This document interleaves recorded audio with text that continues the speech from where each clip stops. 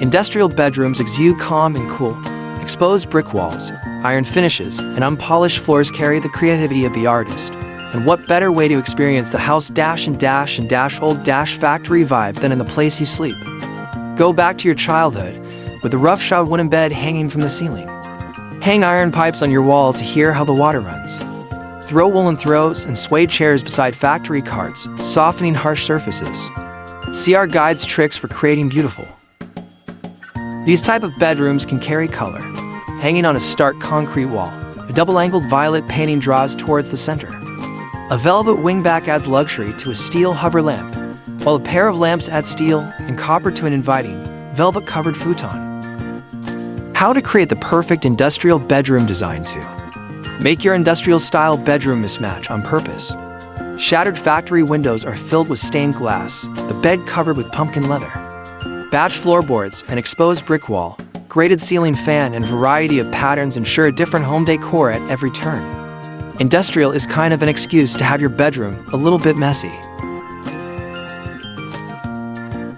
Industrial bedrooms combine raw, unadorned materials with sharp, pristine decor to create spaces that are simple yet aesthetically pleasing. In an industrial bedroom, you'll encounter everything from exposed ducts and unfinished wood to clean-cut curtains and sleek bedspreads. Another hallmark of industrial bedrooms is open spaces. You'll notice that there's rarely any clutter in an industrial room. The style is all about conserving space without appearing a plain. This raw simplicity, coupled with the one-of-a-kind appearance, makes the industrial style especially popular for bedrooms. If you're interested in trying this style for yourself, you'll need to invest in the right decor. Ideally, you should find raw or vintage items like pure metal and wood and combine them with a few smoother, more polished items like classy pillows and bedspreads. Then, arrange these items around the room while leaving a fair amount of open space in the middle.